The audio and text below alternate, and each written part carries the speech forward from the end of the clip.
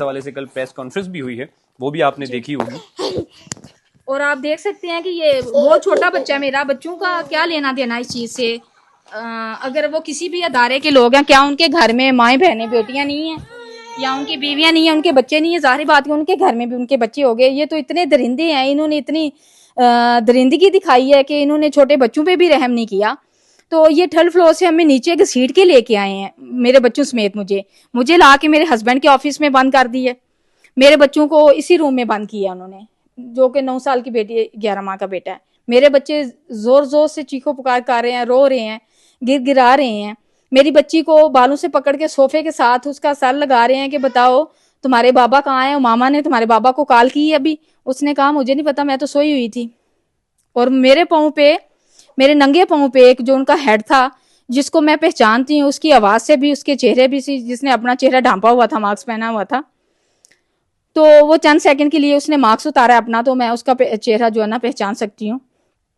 उसने मेरे पाँव पे खड़ा होके वजन डाल के, मेरे जितने भी मेरे हस्बैंड के नंबर थे मेरे मोबाइल में सेफ, सब पे कॉलें की हैं और मुझे कहा है कि हस्बैंड को कॉल करके बुलाओ।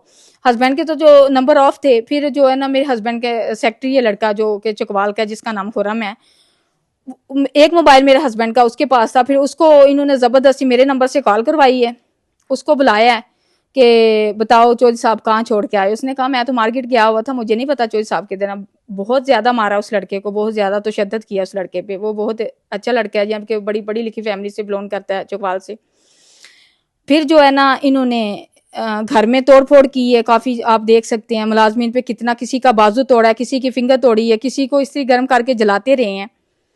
ये रात 9 बजे आए हैं, 1 बजे तक रुके हैं। मुसलसल इन्होंने 4 घंटे हमें टॉर्चर किया है, मेरे बच्चों को टॉर्चर किया, तशद्दुद किया, हमारे मुलाजमीन पे किया। मैं घरेलू खतून हूँ, मुझे तो नहीं पता कि ये लोग क्यों आए, किस लिए आए मेरे हस्बैंड के पीछे। और इनको इतना खौफ था, ये एक बंदे को पकड़ने के लिए 25 से 30 लोग आए हैं असले समेत, और आके इन्होंने दहशत फैलाई है। मैं अपने तमाम बहन भाइयों से ये सवाल करती हूँ, क्या हम पाकिस्तानी नहीं है? हमारा हक नहीं है कि हम अपनी मर्जी से जिए और अपनी मर्जी से कोई फैसला ले सके? और मैं जबकि घरेलू खतून हूँ, मेरा तो कोई लेना देना नहीं है इस चीज से। और कम से कम ये छोटे बच्चों पे ही रहम करते। 4 घंटे मुसलसल इन्होंने हमें टॉर्चर किया। फिर हमें धमकी दी है कि अगर आपने सुबह आवाज बाहर निकाली या किसी को बताया, हम फिर आएंगे, इससे भी बुरा हशर करेंगे आप लोगों का। जब ये चले गए, 1 बजे गए हैं ये, हमारे 2 मुलाजमीन जो बेहोश पड़े हुए थे इसी रूम में गिरे हुए थे। मैं कभी किसी को पानी पिला रही हूँ, कभी किसी को। फिर हमने 15 पे कॉल की है 3 बजे, 3:30 बजे पुलिस घर पे पहुंची है। फिर उन्होंने कहा जी आप थाने आ जाएं, थाने आके अपनी कंप्लेन जो है ना आप लिखवाएं। हम थाने गए हैं 4 बजे, पौने 4 बजे का टाइम था। थाने वालों को सारा हमने वाकया बताया है। वो कहते हैं जी आपको पता है कौन लोग है? मैंने कहा हमें पता है, सिविल कपड़ों में थे और आपको भी बनता है कि वो अदारे के लोग थे, जो भी थे, जिस एजेंसी के थे या जिस भी अदारे के थे।